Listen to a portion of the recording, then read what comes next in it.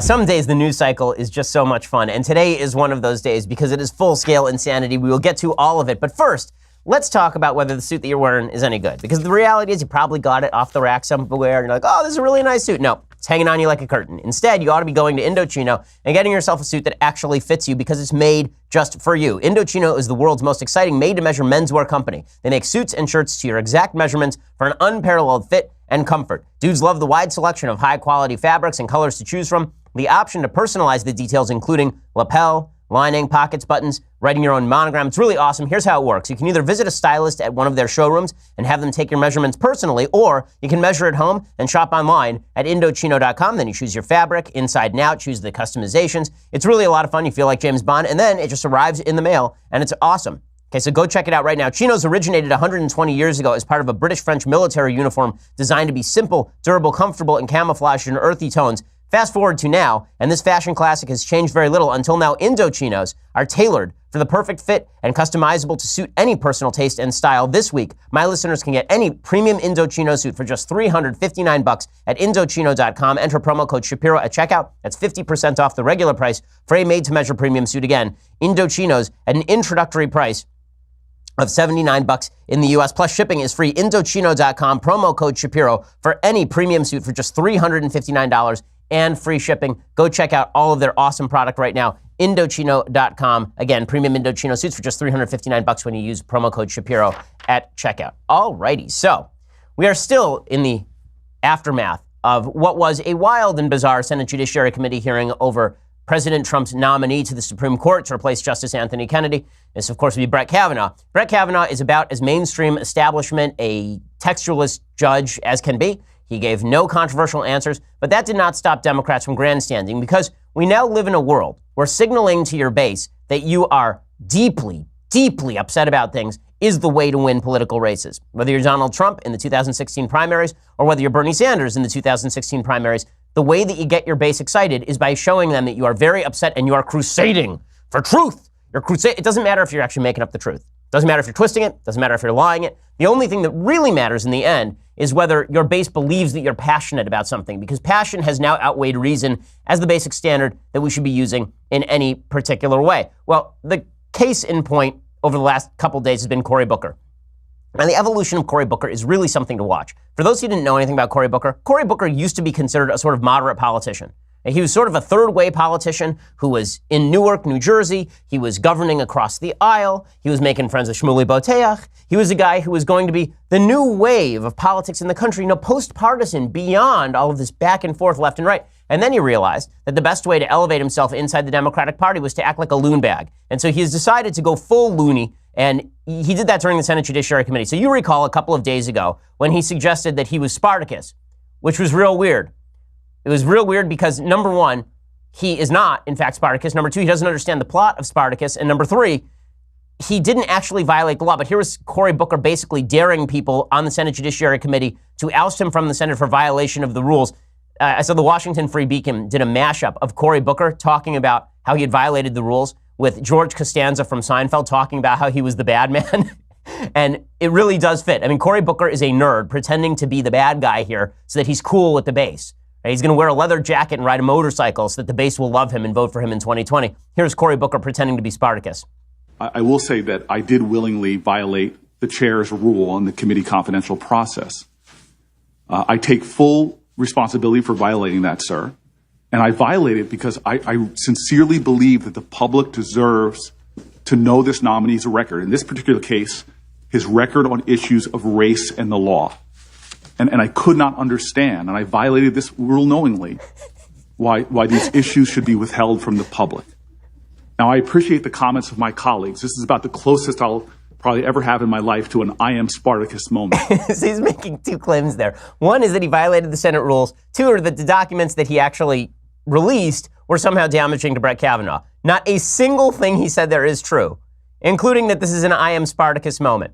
Now, I've already said this morning on Twitter, I took a Twitter poll as to what President Trump should call him in the inevitable tweet, right? There will be a tweet from President Trump about Cory Booker. I am pushing all of my friends at the White House to get the president to nickname him Farticus. I just think that the alternatives are crying Cory, There's also drama queen Corey. There are a few possibilities, but I think Farticus is clearly the best, and I'll be very disappointed in the president if he goes with crying somebody else, because he's already done crying for, I think, a couple of other folks. He needs to get more creative with the insults. In any case, it turns out none of this is true. So Cory Booker releases these documents. Number one, he didn't actually release the documents. They were released earlier that morning. So he didn't violate any Senate rule, which he knew when he said this. That's number one. Number two, the documents that he released about Brett Kavanaugh, the things the American public had to see, because we cannot have this veil of ignorance placed upon our eyes so that we don't know who will enter. We must know everything. It turns out, what do those documents show? It shows Brett Kavanaugh is a lawyer who knows things and also opposed racial profiling after 9/11. The specific email chain he's talking about there, we need to know what he thinks about racial profiling. What does Brett Kavanaugh actually say in those emails? He says, racial profiling is probably unconstitutional, so we shouldn't do it. So well done, Cory Booker. Just well done. What's hilarious about this is even members of the left-wing media who are prepared to praise Cory Booker, who are prepared to treat him as Spartacus rather than Farticus, even those members of the media had to actually ask him some tough questions, and Cory Booker had no answer. So Anderson Cooper, who is predisposed to sort of like this kind of drama, he starts asking Cory Booker questions, and watch as Cory Booker's eyes roll up into the back of his head and he starts murmuring in tongues. It's pretty astonishing. Grassley's office also confirmed you were told that the restrictions on the documents had been waived before you spoke today. So how do you square that with the idea that, with what you've said? Well, I square that very easily. Number one, last night I broke the rules before they then they scrambled to release the document, but I continue to release documents. I've released 20 so far that they have not cleared. I am breaking the rules. I am breaking the sham rules. 20 documents. If you check my Twitter feed, anybody in the public now can have access to the ones that they wanted to hide. They haven't cleared those yet. Maybe they're rushing to catch up to me and clear those as well. And then Cooper's like, yeah, but Grassley says that he already cleared it, and so did all the Democrats on the committee. So what are you talking about? And then Booker's like, well, but no, I'm a bad man. I broke the rules, baby. Look at me. Look at me, my muscle shirt. Got a pack of cigarettes rolled up in my T-shirt sleeve. I mean, I'm a bad boy, ladies. Yeah, good. Sure, Cory. Sure. So that was solid stuff. And then Kamala Harris, it turns out, is also a terrible liar. So Kamala Harris, who's better than Cory Booker at this. Yesterday, I compared Cory Booker to, he's like the Nicolas Cage of politics. Every scene is just him snarling at the camera and making weird faces. Well, Kamala Harris is actually pretty good at this, right? She does the staid routine pretty well. There's only one problem. She also doesn't know what she's talking about. So she had an entire exchange with Judge Kavanaugh in which she accused Judge Kavanaugh of talking about the Mueller investigation with members of President Trump's law firm over at Kasowitz. Well, a couple of facts that are worthwhile noting. Number one, Kasowitz gave disproportionately to a particular California Senate candidate by the name of Kamala Harris in the last election cycle. She didn't reveal that. Number two, I do love the fact that Kamala Harris is suggesting that Kavanaugh knew somebody at Kasowitz and talked about the Mueller investigation without any evidence that ever happened. Kasowitz then came out, the law firm came out, they said, yeah, by the way, no, that never happened. That's not a thing that happened. And do we actually have footage of Kamala Harris grilling Kavanaugh from yesterday? Yeah, so here it is. Kasowitz, Benson, and Torres, which is the law firm founded by Mark Kasowitz, who is President Trump's personal lawyer. Have you had any conversation about Robert Mueller or his investigation with anyone at that firm? Yes or no? Well, is there a person you're talking about? I'm asking you a very direct question, yes or no? I need to know I'm not sure I know everyone who works at that law firm. I don't think you need to. I think you need to know who you talked with. Who'd you talk to? Okay, who'd you talk to? And he's like, there are 266 lawyers at Kasowitz. Like, I don't know. I talk to lawyers all the time. I don't know what firm they work for.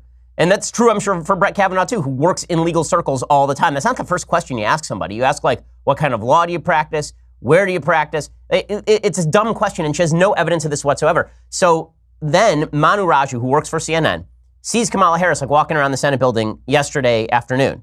And here's what he tweets. Just ask Kamala Harris about Kasowitz's denial, because Kasowitz came forward, and Mark Kasowitz, who runs the firm, he says, no one here talked to Kavanaugh about any of this stuff, so this is just made up. So Manu Raju tweets, just ask Kamala Harris about Kasowitz's denial that no one at firm talked to Kavanaugh about Mueller probe. And she says, they're not under oath.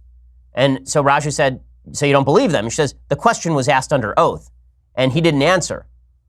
Okay, so basically she was lying. She had no evidence whatsoever that Kasowitz had talked to Kavanaugh about any of this stuff. She has no evidence that Kavanaugh has done anything inappropriate with regard to conversations about the Mueller investigation or anything like that. She just runs around asking questions that are designed to grandstand for the public. The funniest thing about all of this is, you know who's actually winning the battle among Democrats for 2020 based on the Senate Judiciary Committee hearing? Michael Avenatti. I'm telling you, he's my sleeper, man. He is my dark horse. Michael Avenatti, the porn lawyer for Stormy Daniels. That guy is now my 2020 frontrunner for the Democrats. I am not kidding. You think I'm kidding because it's ridiculous. But guess what? Everything's ridiculous, man. Where you been for the last 4 years? Come on. Michael Avenatti is a better lawyer than either Cory Booker or Kamala Harris. Cory Booker, by the way, asked something like 56 questions, 60 questions during the course of the hearing. He didn't mention a case, not one. 0 cases mentioned in the course of all of his questions because these people are not interested in actual answers. Avenatti started tweeting out stuff about all of this, and he was just trolling Kamala Harris and Cory Booker, and it was just delicious. So Avenatti starts tweeting out about how Cory Booker and Kamala Harris don't know what in the world they're actually talking about. He tweeted this out 2 hours ago. When I first started trying cases, my mentor taught me 2 basic things. 1, never overpromise and suggest to the jury that you have evidence when you don't, i.e., get over the tips of your skis. And 2, never get caught trying to deceive the jury. Words to live by in life as well. Hey, that is such a subtweet of both Kamala Harris and Cory Booker. It's delicious. It's delicious. So watch as porn lawyer Michael Avenatti runs circles around the sitting senators from New Jersey and California. I got to tell you, if it's Avenatti versus Trump in 2020, I cannot wait, man. I mean, the entertainment value of that race will be so unbelievably high. And what's going to be great is that we will actually get questions in debates like, which one of you had sex with Stormy Daniels first? Right? Like, this will actually be a question in a debate. It'll be unbelievable. If we're going to go down this path, let's go all the way. Okay, let's just feel. The American people ought to feel the consequences of the decisions that they've made politically for the last several years. And I think what we really deserve, it's not what the country needs, but it's what the country deserves, is an Avenatti versus Trump 2020 race. And I'm telling you, Avenatti will crush. He's a better debater. He's a better debater than Kamala Harris and Cory Booker. He will crush them on stage. It'll be fantastic. And he'll be able to stand there and say, these characters, these clowns, they couldn't even do a Senate Judiciary hearing. I am going after the President of the United States via my brave feminist client, Stormy Daniels, famous for her role in The Witches of Breastwick. And everybody like, yeah! America's a great country. Okay, we're going to get to some more from the Senate Judiciary hearings because it got even better in a couple of ways. But first, let's talk about your underwear. Because come on, we're already talking about presidential candidates' underwear, so we may as well get to your underwear as well. When it comes to comfort down below, there's underwear and then there's Tommy John, the revolutionary clothing brand that has redefined comfort for Americans everywhere. Tommy John obsesses over every little detail and stitch by using proprietary fabrics. They perform like nothing you've ever worn before. As a result, Tommy John's men's and women's underwear sport a no wedgie guarantee, which I totally could have used in high school, comfortable stay-put waistbands, and a range of fabrics that are luxuriously soft, feather-light, moisture-wicking, breathable, designed to move with you, not against you, which means no bunching, no riding up. Tommy John is so confident you're going to love their underwear that they have a deal. It's the best pair you'll ever wear, or it's free guarantee. If you don't love your first pair, you get a full refund, and that includes their new life-changing women's underwear. It sold out in just 6 weeks. It is now back in stock. Hurry over to TommyJohn.com/Shapiro for 20% off your first order. That's TommyJohn.com/Shapiro for 20% off. Best underwear you're ever going to wear. They really are fantastic. Go check them out right now. TommyJohn.com/Shapiro. And again, when you use that /Shapiro, you get 20% off your first order. Alrighty, so the hearings got even better. You remember that earlier this week, there's a woman named Zina Bash. Zina Bash, her father is Jewish. Her father's parents survived the Holocaust. Her mother is Mexican. But you remember that Zina Bash was supposedly a white supremacist. Why? Because she made this symbol, the OK symbol, right? The OK symbol is supposedly white power. Why? Because if you take these 3 fingers, that looks like W, and then if you take the circle and then you add a line to the bottom, and it looks like power. Okay, real weird stuff. But everybody on the left decided that this was a secret white supremacist decoder ring symbol, and that if you opened a Cracker Jack box and got precisely the proper ring and you oriented it correctly, then you could read between the lines of everything Brett Kavanaugh had ever said. So she was going like this. She had her hand on her arm like this, and they suggested that she was giving the white power symbol. And everybody was like, what are you even talking about? Are you insane? Well, 3 cheers for Zina Bash. Zina Bash, not all heroes wear capes. Yesterday in the hearing, Zina Bash is sitting behind Brett Kavanaugh again. And just to screw with people's heads, She just takes her hand and she gives the same symbol just to mess with people. It's really fantastic. There it is. It's just spectacular, just for the fun of it. She just raises her hand, just goes like that, and then she kind of puts it back down, and she knows everybody's going to go nuts. You know what? There are a bunch of people on the right who are sort of prim and proper. Oh, why would she do that? She's giving credibility left. No, she's making fun of them, and they deserve it because they're crazy. And this is why whenever folks on the left are like, well, Trump is a three-ring circus. No. American politics is a three-ring circus. President Trump is the ringmaster. He's in that center ring. But the other two rings are filled with Democrats and Democrat protesters because everyone's crazy. Everyone has lost their minds. And so if you can't enjoy the circus, well, then get out of the big tent. If you can't enjoy the freak show, why are you here? Okay, we at least should be able to enjoy the humor of the era in which we live, especially because, you know what, things are going pretty well. The unemployment rate is down to 3.9%. That's like a historic low. It's the best unemployment rate since, I think, 2000, and before that, since 1953. People are re-entering the workforce. Things are so good that you can view politics right now through one of two lenses. It's crisis and we're all going to die, or, man, this is some funny bleep. I mean, come on. It's really, really funny stuff. And the funny stuff did not, in fact, end at the Senate Judiciary Committee. President Trump did a rally last night, and President Trump's rallies are basically stand-up comedy routines. He basically just goes out in front of a crowd and he reacts to the crowd and he says a bunch of stuff. And as I have been saying, anybody who's listened to this show for the last 2.5, 3 years knows that there is a two-track presidency for President Trump, a two-track campaign for President Trump. President Trump says a lot of stuff. And then a lot of policy gets implemented. And the two things have nothing to do with one another. Because President Trump, he's a guy with a face. And stuff comes out of that face. And sometimes it's good stuff, and sometimes it's bad stuff. But none of that stuff has anything to do with the policy. Because when it comes to implementing, most of the people around him make the policy. Trump reads like the first sentence of the actual policy, and then he signs it. Just like you sign the form so you can go to the trampoline park with your kids without actually reading the details that say you sold your first child into slavery. Right? Just like you do that, that's how President Trump signs executive orders. So, the President of the United States, when he does these rallies, this is really what he enjoys. So you have to see the rallies as what they are. They're not policy speeches. They don't have any sort of deep meaning. The president doesn't have the power under our system to be Mussolini. I don't think President Trump really wants to be Mussolini. I think he just likes the kind of cheering throngs of people around him because he seeks approval. But that means that you have to enjoy what President Trump does for what it is, which is basically a giant Gallagher routine where he takes a watermelon and smashes it on stage and hits the people in the front row. So here's President Trump yesterday talking about the failing New York Times. And he says that they ought to investigate themselves, which is a weird suggestion since I don't know why they would. They're a private company, but sure, why the hell not? Here's President Trump. The latest act of resistance is the op-ed published in the failing New York Times by an anonymous, gutless coward.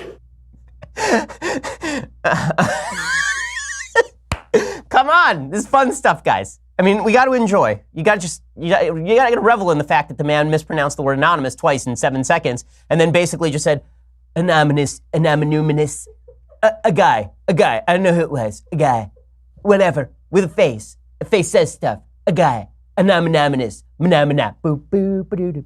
It's solid stuff from the president right there. And then the president also continued. This would be clip 6, talking about. He tweeted this out. He asked if the New York Times would investigate itself. He says, "Are the investigative journalists of the New York Times going to investigate themselves? Who is the anonymous letter writer?" But he spelled it correctly that time. Who is the anonymous letter writer?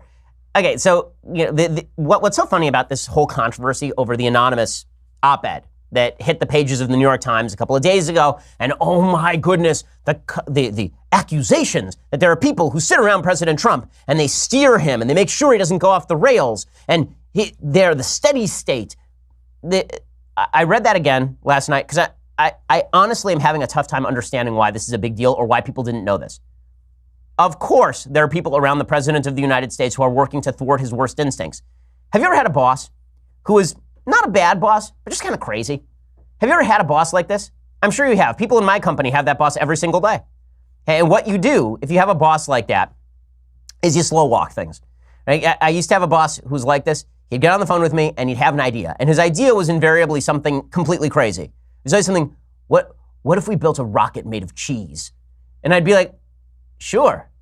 Okay, and I'd be like, well, are you sure that's a good idea? And then he'd get really enthusiastic. Like the more you push back against him, the more enthusiastic he'd be about this rocket made of cheese. You'd be like, no, I'm not sure how that's going to survive orbital entry. I don't really understand how the cheese is going to survive the orbital entry. I mean, put aside the actual logistics and cost of building a rocket made of cheese or why you'd want to do that. But I don't know how, he'd be like, no, you know what? That's something we can figure out. It's something we can figure out. We can figure that one out. The important thing is that there be a rocket made of cheese. And you realize the more I push back against this idea, the more enthusiastic this person's going to get about the idea. So instead of pushing back, what you start to do is go, you know what, boss? It's a great idea. I don't care whether we're talking Swiss. I don't care whether we're talking Munster. I don't care if we're talking Monterey Jack. Great idea. You know what? Let's think about that one. Let me mull on that one. And then you just do nothing. Right? And then like a year later, the guy says, whatever happened to that rocket made of cheese? You know, we checked it out. We thought about the cost. You remember we had a conversation about it. It didn't really work. He's like, oh yeah, I do remember that. That's how you slow walk with your boss. If you think people around the White House don't do it with their boss, you're out of your mind. And it's not a constitutional coup. It's not, look, if Trump wants to fire these people, he can fire these people. They all work for him. A coup is when they actively chain him in the basement and prevent him from doing things. Okay, it's not a thing. But again, it's imperative that we all go crazy. And speaking of everybody going crazy, over at the pages of the New York Times, Paul Krugman, I don't know what he's on. I don't know what sort of coke he is smoking. You don't smoke coke, do you? Unless it's crack. I don't know anything about coke. I don't know what he's snorting. Paul Krugman suggests that crisis is imminent. Why? Because Brett Kavanaugh is going to kill the Constitution. So he moved away from voting Republican is going to kill democracy, and now he's on Brett Kavanaugh is going to kill the Constitution, which is weird because it's a document, and you can't kill it because it's a document.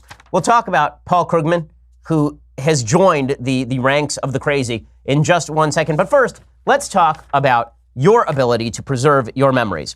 Okay, so this may not be the world's easiest time in politics, but I'm sure that you're having fun with your family. You got pictures and old tapes, and you got all sorts of old memories with your family, and you want to take that stuff and preserve it. You don't want boxes of stuff piled up in your garage. Instead, what you ought to do is take all that stuff, ship it over to the folks at Legacy Box. They send it back to you in the form of a thumb drive or a playable CD, DVD, and then you got everything at finger's touch, right? I mean, you can do all of this. It's very, very easy, and you're preserving it for future generations. That's what Legacy Box does for you. You load Legacy Box with your old tapes, film, pictures, audio recordings. You send it back. You get them back in a couple of weeks on DVD or a convenient thumb drive, ready to watch, share, and relive it. It's perfectly safe. They send you a bunch of stickers with actual barcodes on them so you can track every piece of content that you send them. Legacy Box takes care of everything. They provide updates at every step of the process. I've used Legacy Box. It is fantastic. Again, I think there's very little in life more important than preserving memories that you're going to forget about, and they're just going to molder in the garage.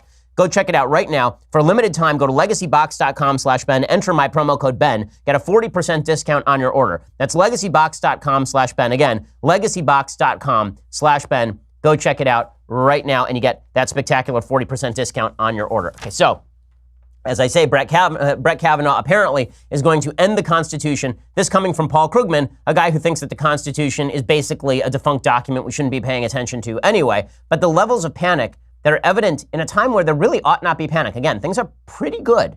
Things are pretty good. It's just the feeling of chaos that I think is making everybody a little bit nuts.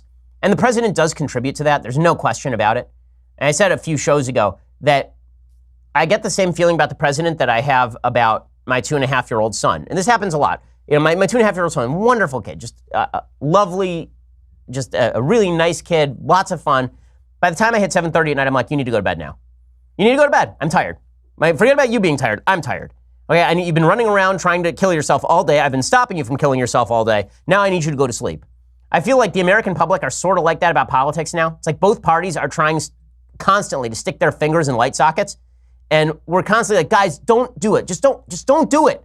And they're like, no, I want to stick my finger in the light socket. I'm like, don't do it. Just stop it. Just go to bed. Come on, just go to bed. It's bedtime. Daddy needs a drink. Go to bed. Okay, that's how the American people feel about politics right now. But both parties seem insistent, and everybody on all sides seems insistent on sticking their finger in the light socket. So Paul Krugman has stuck his finger in the light socket. His hair is now sticking straight up. He has a piece in the New York Times called "Kavanaugh Will Kill the Constitution." How will he do this? How will he achieve the murder of an inanimate object? Well, let me tell you. At a fundamental level, the attempt to jam Brett Kavanaugh onto the Supreme Court closely resembles the way Republicans passed a tax cut last year. You mean like with a majority vote of the Senate? Like that? He says, true, Kavanaugh's getting a hearing, which the tax bill never did, but he's bobbing and weaving his way through, refusing to answer even straightforward questions, displaying an evasiveness utterly at odds with the probity we used to expect of Supreme Court justices. This is fully delusional crap. The Ginsburg rule, which was named after Ruth Bader Ginsburg, is that judges who are being asked questions about current cases, future cases, past cases, should not give answers. So this is just Paul Krugman being an ignoramus. He says, if Kavanaugh is confirmed, we'll be trying to navigate a turbulent era in American politics with the Supreme Court in which 2 seats were effectively stolen. Stolen? You can't steal a seat. Again, we're killing documents and stealing seats. All the seats are still there. Says first, Republicans refused to even give President Barack Obama's nominee a hearing. Then they have filled 2 positions with nominees chosen by a president who lost the popular vote and eked out an electoral college win only with aid from a hostile foreign power. So that's where we're going. That Trump is not legitimate because Russia helped him out. I mean, it's amazing how far the Democrats will go in order to claim that Trump's victory is illegitimate. You can hate Trump as much as you want. His victory is legitimate. That's the way the system works. He didn't win because of Russian election interference. That's not why he won the election. He won the election because nobody voted for Hillary Clinton, and you dolts decided to nominate the least likable human being in the history of planet Earth. A woman with the charisma of a speed bump and all of the joy of a dying squirrel. A woman who couldn't even be bothered to get on a plane to Wisconsin because she was too busy hanging out with Lena Dunham, that potato of a human. Like this is, but no, it's all about the Russians. Would a Justice Kavanaugh conduct himself with the caution appropriate to such a fraught situation? Well, miracles of personal redemption do happen, writes Paul Krugman, but it's very unlikely. You're right. Judge Kavanaugh is, when I think of a risk taker, I think of a Brett Kavanaugh, a Catholic who coaches his girls' basketball team and has spent 20 years being one of the preeminent lawyers in Washington, D.C. I think of that guy and I think, yeah, that's a risk taker right there. There's a guy who's going to conduct himself as a radical in every possible way. Says, after all, what do we know about Kavanaugh? There's a lot we don't, thanks to the unprecedented way Republicans in the Trump administration are stonewalling on thousands of pages of his record. He has turned over more documents than any candidate in the history of the Supreme Court. He has turned over hundreds of thousands of pages of documents that Democrats don't care about at all. But Krugman finishes, let me make a last-minute appeal to Republican senators who care about America's future if there are any left. Don't do this. A vote for Kavanaugh will be a vote to destroy the legitimacy of one of the last federal institutions standing. The level of panic is just astonishing. And then Erwin Chemerinsky, who's a First Amendment attorney, and now I guess he's dean of, is it USC Law School where he is now? Yeah, I guess he's over at Berkeley Law School. He used to be at USC. He has a piece today called Why Kavanaugh likened the Supreme Court justices to umpires. That's nonsense, and he knows it. And then he suggests justices are not umpires at all. Umpires apply rules and have little leeway in determining how those rules should be interpreted. The Supreme Court creates the rules, and justices have an enormous discretion in how to interpret the law. By likening himself to an umpire, Kavanaugh is contending his views don't matter at all. That is false. So just to square these 2 editorials, you have Paul Krugman claiming that Kavanaugh is a radical who's going to use the Constitution as a baton, and you have Erwin Chemerinsky insisting that the Constitution is a living document that can be twisted any which way by anybody who's on the court. So which is it? Is Kavanaugh going to kill the vital Constitution? Or is Kavanaugh going to enliven it and twist it in a variety of different ways? The left can't decide, and so they just continue to whine and complain about a done deal. Okay, this is already a done deal. We all know that it's a done deal, but that's not going to stop Democrats from complaining incessantly. Speaking of Democrats complaining incessantly, Twitter has now permanently banned Alex Jones. That was only a matter of time. I've suggested that as much as I dislike Alex Jones, and I know, there are a lot of people, you know how much email I get from folks who think that Alex Jones is on the level, who think that Alex Jones is actually some sort of genius who has decoded the conspiratorial nature of American life between selling male supplement ads. In any case, Alex Jones, okay, he's been banned now by Twitter. According to CNBC, the ban appears to be related to a heated exchange between Jones and a CNN reporter Wednesday, which Jones live streamed on the Twitter-owned video service Periscope. Jones ranted at the reporter as well as Twitter CEO Jack Dorsey following back-to-back congressional hearings where Dorsey addressed online election meddling as well as accusations of political bias and conservative censorship on the platform. So Twitter finally banned him. They said, we took this action based on new reports of tweets and videos posted yesterday that violate our abusive behavior policy in addition to the account's past violations. There are only a couple of serious problems with this. One is that Hamas is still on there. The other is that Louis Farrakhan is still on there. One of the big problems with all these social media companies that are now banning people is that they still have not set an actual standard for what counts as something that is worthwhile banning. They still have not clarified any of this stuff. And that continues to be a serious problem for social media companies. There's a reason that the left is wildly mistrusted by the right when it comes to how they are running these social media companies. Okay, after this, I'm going to discuss with you just a delicious story about a new socialist face for the Democrats, who it turns out is just a crazy person, but they're still pumping anyway. But first, let's talk a little bit about your investment. Okay, Betterment is the best way to manage your money. Outsmart average. It's the investing tool for people who refuse to settle for average investing. Betterment gives you technology designed to help you make more from your investments. Unlimited expert advice designed to help you make smart financial decisions. I have an investment advisor. You ought to have one too. But it shouldn't cost you what it costs me to have an investment advisor. That's why you need Betterment. Tax-efficient investing strategies that give you an edge. Low transparent fees. Constant access to information and tools allowing you to track progress toward your goals. You should be doing financial planning. You should have somebody helping you manage your money. Well, that is what Betterment is for. Again, they help you outsmart average. Sign up today and you can get up to 1 year managed for free. Betterment, I'm telling you, investment involves risk, but Ben Shapiro listeners can get up to 1 year managed for free. For more information, visit betterment.com/Shapiro. That's betterment.com/Shapiro. They will help you ensure that you have all the up-to-date information on your own finances. They will give you all the advice that you need to help you make smart financial decisions for yourself. And it means that you're not consuming an inordinate amount of time thinking about this stuff. That's really what they're great for. Betterment.com/Shapiro. Again, betterment.com/Shapiro. Go check them out. Go check them out right now. Okay, so if you want to see the rest of the show, we're going to get into the mailbag. Go over to dailywire.com right now. $9.99 a month gets you a subscription to Daily Wire. You get the rest of this show live, the rest of Andrew Klavan's show live, the rest of Michael Knowles' show live, if that's something that you're into. And also, if you get the annual subscription, you get this, the Leftist Tears Hot or Cold Tumbler, filling every day with the tears of Cory Booker. I can't say they taste the best, but they are plentiful. So go check it out right now for $99 a year. Pretty spectacular deal. Also, go subscribe over at YouTube or iTunes. When you do, then you get access to our Sunday special. This week, it is Christina Hoff Sommers. We have some great ones coming up in the near future as well. Go check us out. We are the largest, fastest growing conservative podcast in the nation.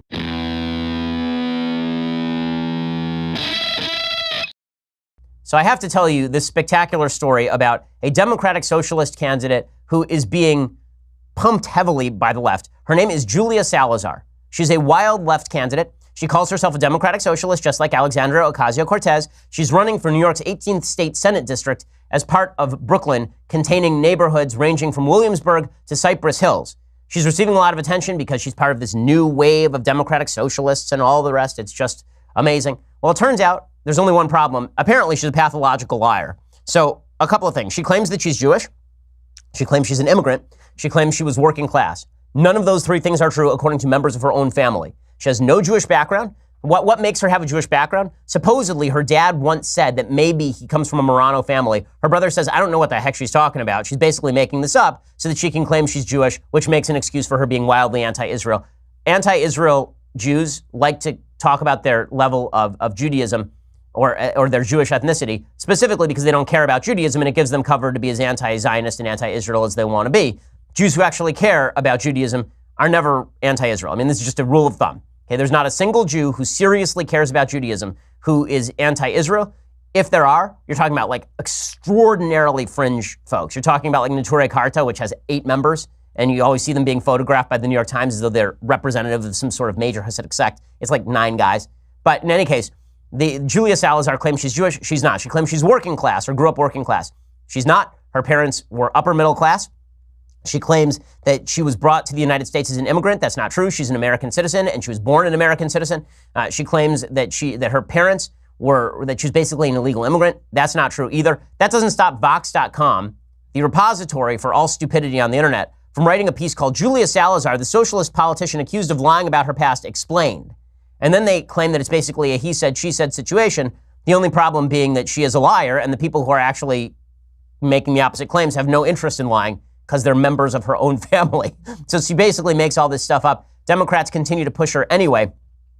I love this. Julia was starting at Columbia University and figured New York would be a good place to get in touch with her possibly Jewish roots.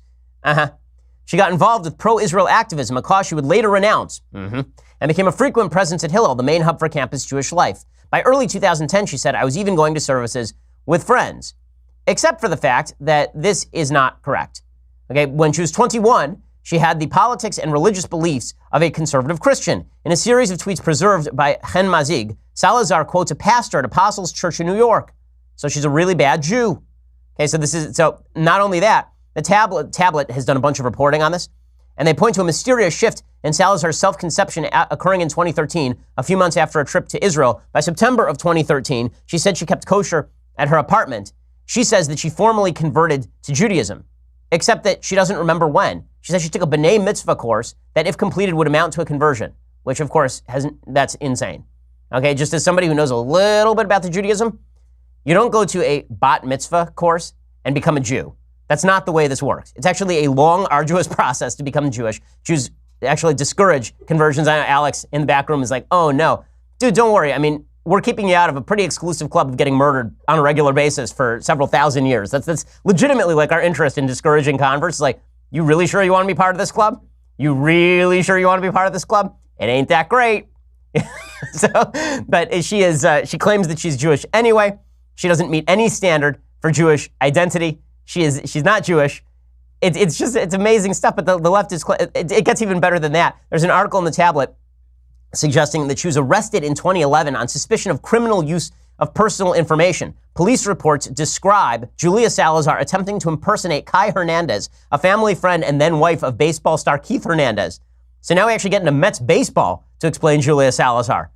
Apparently, Kai Hernandez said she recognized Salazar as a voice on the phone and subsequently filed a police report because what happened is that she was attempting to access the bank account of Kai Hernandez, a family friend and then wife of baseball star Keith Hernandez. The incident is chronicled in police reports, court records, and audio files, all of which have been obtained by tablet.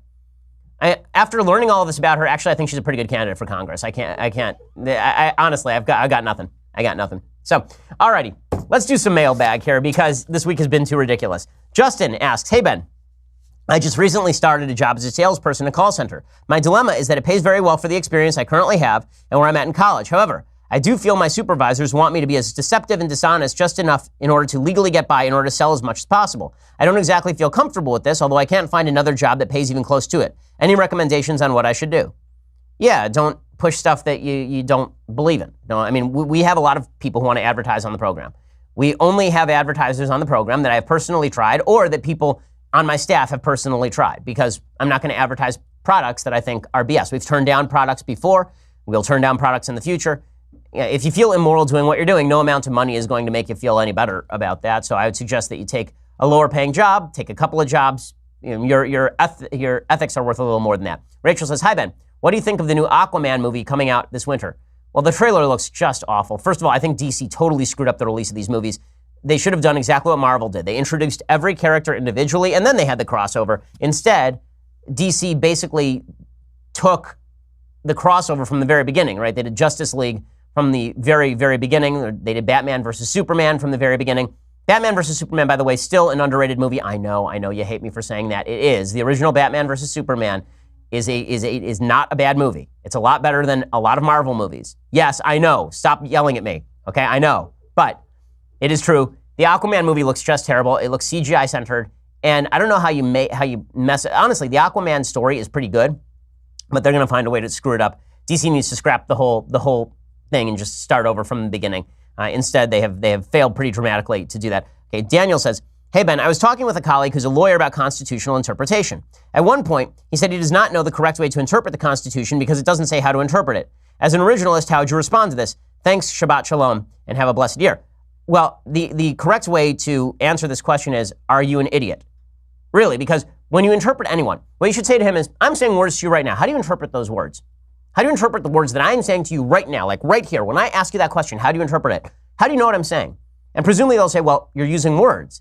And we talk with each other, and I know what you're saying because I know what words mean. That's how you interpret law. It really is not that difficult. And when you're talking about the interpretation of old texts, then you have to determine what they meant at the time they were said. Because if I were to, let's say that I were to utter the sentence, I want an apple, and 100 years in the future, now I write that sentence down, and 100 years in the future, for some odd reason, we have decided to call cows apples. Okay, no one knows why. That's just what happened. And now 100 years from now, you're reading that sentence. To determine the actual meaning of the sentence, I want an apple, would you just look to common meaning at the time that it was written? Or would you say what he really meant was cow? Because the word apple evolves over time. That's not the way verbiage works. Whenever we talk with each other, we are talking about the definitions at the time. It's true for every conversation, it's true for every law, and it's true for constitutional interpretation as well. Samuel says, hey Ben, should naturally occurring monopolies be allowed to exist in a free market, or should they be disbanded for hindering the progress of the market? Thanks. They should be allowed to exist in a free market. I am pretty antitrust. I'm pretty anti-antitrust law. I think antitrust law is used far too often for companies that don't actually have a monopoly. A natural monopoly is a monopoly that is not enforced by law. It's a monopoly in which the government is not cramming down particular rules that favor one company, like, the Royal Dutch Shipping Company or something. It's not that. It's where you have a company that's just so good at what it does that it's created a monopoly in the market. Natural monopolies do not tend to last very long because usually they're competitors that find something new, or there's a whole new branch of sort of invention that makes this particular company obsolete. This idea that somebody has a monopoly now, that means they'll have a monopoly in 100 years, that's just not the way things work, and it never has been the way things work when you have a free market economy. Diana says, what did the Daily Wire crew put in your covfefe this past week? You, sir, are lit. Well, I think it has less to do with what was in the covfefe. I think it has more to do with the covfefe infusing all aspects of American politics.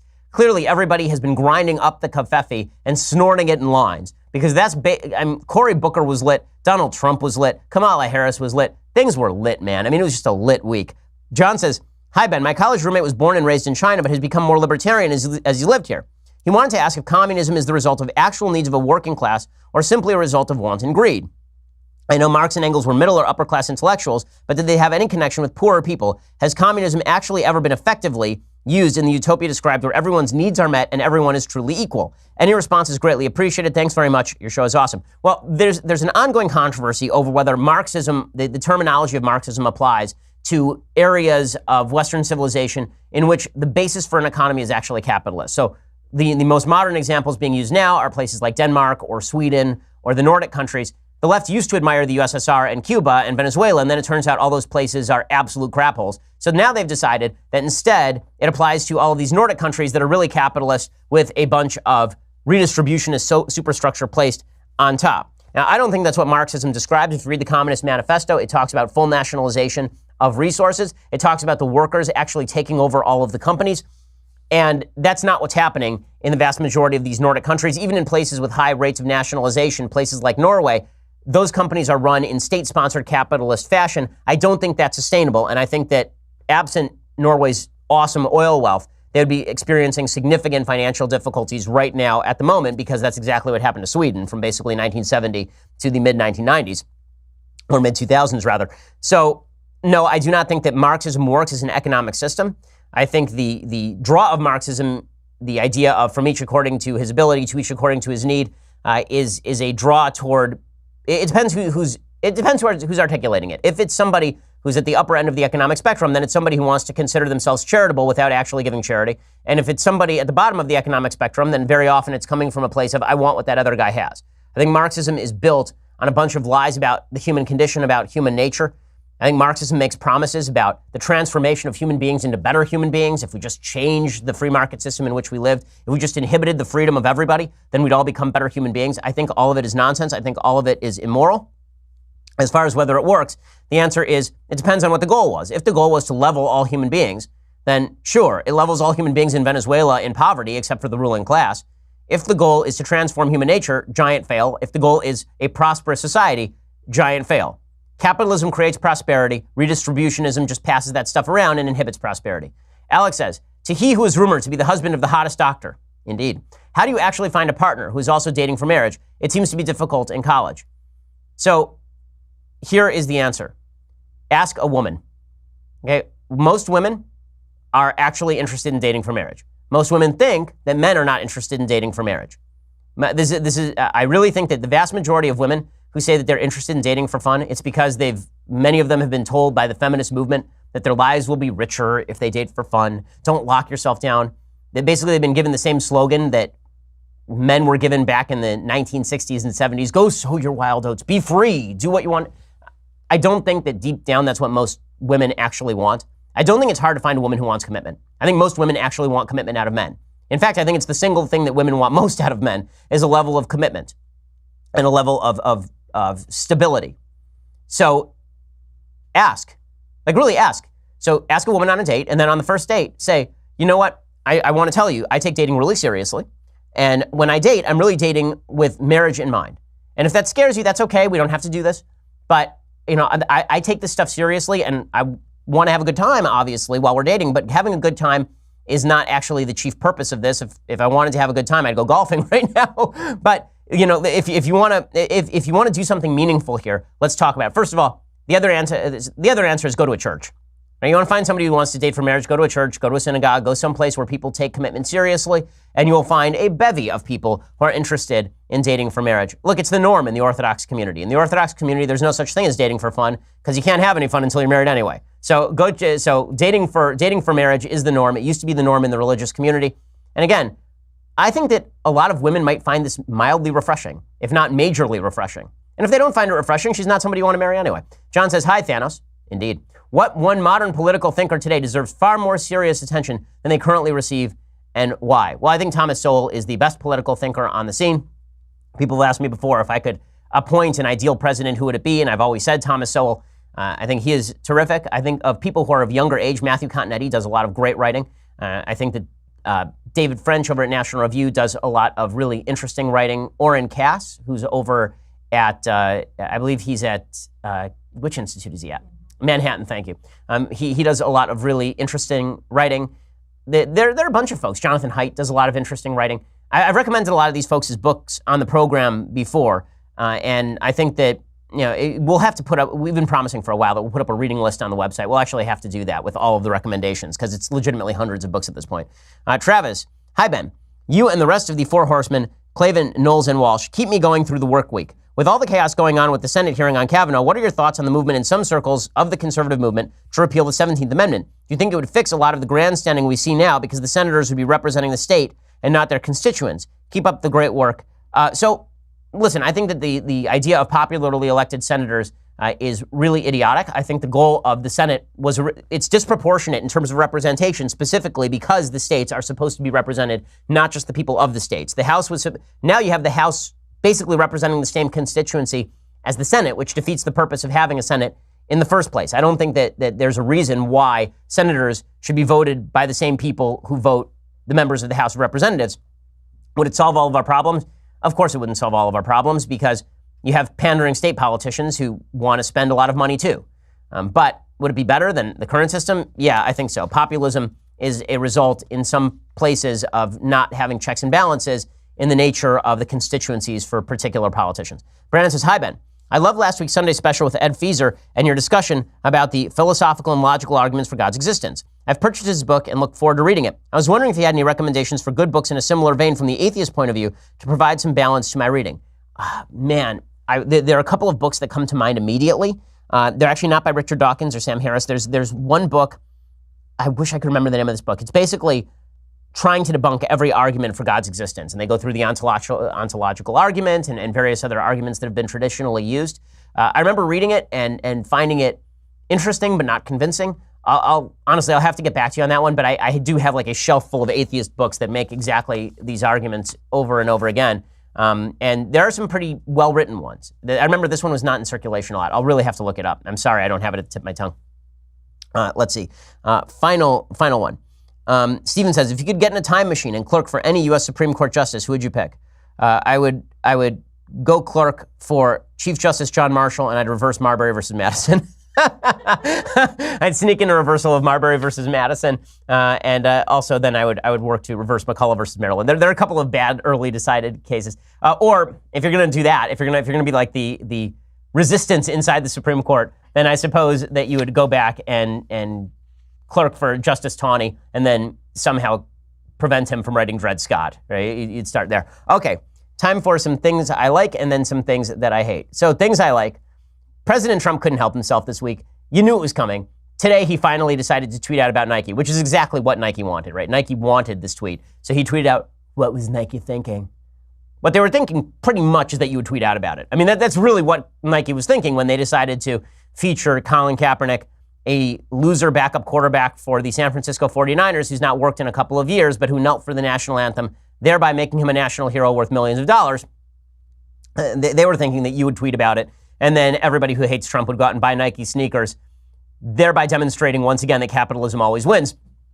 But it is worth noting here that Nike's ratings have indeed plummeted. They've been hit with sort of really bad poll numbers. There's a report from Morning Consult. They suffered a 34-point drop in favorability overall, including dips in nearly every single demographic since announcing the Kaepernick ad campaign. Their favorability dropped to, they were at 69%, a plus 69% favorable impression. It has now declined 34 points to plus 35 favorable. Among younger generations, Nike users, African Americans, and other key demographics, Nike's favorability declined rather than improved.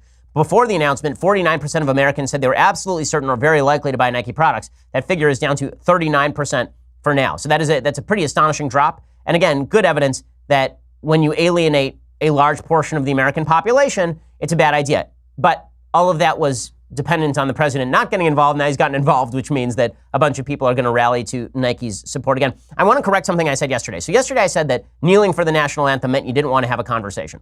I think that was true for Kaepernick. I don't think Kaepernick wanted to have a conversation. He would not hold the conversation. I think Kaepernick is the worst example of this group of folks. I think there were some members of the NFL who knelt, usually in the aftermath of the Kaepernick stuff, who then went and held meetings with various legislators and tried to have conversations. I would ask that if Nike wanted to feature somebody who's trying to make a positive difference, why not feature those people? And the answer is because it's all virtue signaling. So I just wanted to correct that impression. There are some people who knelt, who I think probably want to have good conversations, but it's not Colin Kaepernick. Okay, other things that I like. So Jeffrey Owens was an actor on The Cosby Show, and you would recognize his face if you saw it. He was essentially shamed because there was a story in some of the tabloids and then picked up by some major media outlets that showed that he was working as a cashier at a New Jersey Trader Joe's. It appeared in the Daily Mail, and the stupidity of featuring this, as though there's some sort of shame to working at a Trader Joe's in order to make ends meet because he used to be a famous actor, it's just gross, obviously. It's just a gross thing. But the impact of this story is that now the guy's got a job again. So he's about to have a 10-episode arc on a Tyler Perry show. He's about to start getting acting jobs again. So I'm glad to see that people resonated to Jeffrey Owens' support. Everybody basically came out and said, this is absurd. Anybody who is working a job ought to be praised for working that job. There's no shame to working at a Trader Joe's just because you used to be a famous actor. You know, the other night, I took my daughter to a concert at the Hollywood Bowl with John Williams conducting, and it was really a lot of fun. And they showed a clip from E.T. with the orchestra playing in the background. And the best thing in E.T. is the older brother. I can't remember the name of the guy who plays the older brother in E.T. He's really terrific. He never did another acting job again. That was his last acting job. He decided he didn't want to do it. Last check, I think he was working as a mailman. He has like a nice family somewhere out in the boonies, and he works as a mailman. Is there anything wrong with that? I think not. I think there's something really nice about that. I think the idea that acting is only worthwhile if you never have to work at Trader Joe's and we have to shame people for working at Trader Joe's is gross. Good for Hollywood for making room for Jeffrey Owens again on the basis of all of this. So that's a thing that I like today. Okay, time for a quick thing that I hate, and then we'll get out of here for the weekend. So today's thing I hate, this is California, which is just, this is why if you're a leftist, you really should believe in federalism, because federalism allows you to try out the dumbest ideas possible. And California is the place where we do all of this. According to NBC News, California on August 30th voted to force publicly traded companies based in California to have at least one woman on their board by 2019. And depending on the size of the company, 1 to 3 women by 2021. California Senate Bill 826 is sponsored by California State Senator Hannah Beth Jackson, Democrat, now heads to Governor Jerry Brown's desk. If it becomes law, this will be the first example of a state-mandated gender quota of its kind in the U.S. It's just idiotic in every possible way. First of all, you're going to have the government actually setting up quotas. This seems to me fully unconstitutional. It's a violation of the Equal Protection Clause. The notion that you are going to force companies to hire somebody specifically on the basis of gender is insane. Because if you did this in reverse, you said, hey, that's an all-female company. We need at least one male on that board. People would say, well, what are you talking about? Or it's a black company, right? It's a company that has an all-black board. You say, you know what? We need a white person on that board. Or why not have a transgender person on it? You can fulfill all of the quotas at once. You can have a black transgender person. You can have Rachel Dolezal on that board. And everything will be great. Then you've fulfilled all of the various quotas all at once. What does this have to do with making business better? The answer is nothing, because here's the reality. If I have a publicly traded company and I have 5 members of the board and they tell me I need to bring a woman onto the board, you know what I'm going to do? I'm going to bring on a woman who's either going to vote like everybody else on the board, or I'm going to go outnumber the woman with a bunch of other people who agree with me. This doesn't actually have any impact on how the company is run, in other words. There are already laws that prevent gender discrimination in hiring and firing. The notion that you have to go out of your way to stack the boards with particular affirmative action candidates is really bad for business. And not only that, it probably encourages companies not to go public in the first place or to relocate out of state. I mean, listen, we have a board at our company. And we're not a publicly traded company. We're a private company. If ever we decided to go public, if this is the law in the state of California, we will legitimately move the company out of state, or at least we'd seriously consider it, because the more restrictions you put on publicly traded companies in your state, the more they're going to look other places. We don't have to be located here. We can move very easily. So California, once again, virtue signaling instead of thinking about all of this stuff in a serious fashion. And again, the number of women who are on corporate boards is already increasing because there are lots of qualified women to be on boards. It's the height of stupidity. But again, California is a place that elected Kamala Harris senator. So, well, what can you say for us out here? Alrighty, well, we will be back here next week. Now remember, I'm not going to be back here Monday or Tuesday because it is Rosh Hashanah. So I'm going to be celebrating my new year and enjoying my time off. But I will be back here Wednesday, which means I am sure that all things will happen Monday and Tuesday, and I will have a lot to talk about. I will see you then. I'm Ben Shapiro. This is The Ben Shapiro Show. The Ben Shapiro Show is produced by Senya Villarreal, executive producer Jeremy Boring, senior producer Jonathan Hay. Our supervising producer is Mathis Glover, and our technical producer is Austin Stevens. Edited by Alex Zingaro. Audio is mixed by Mike Caramina.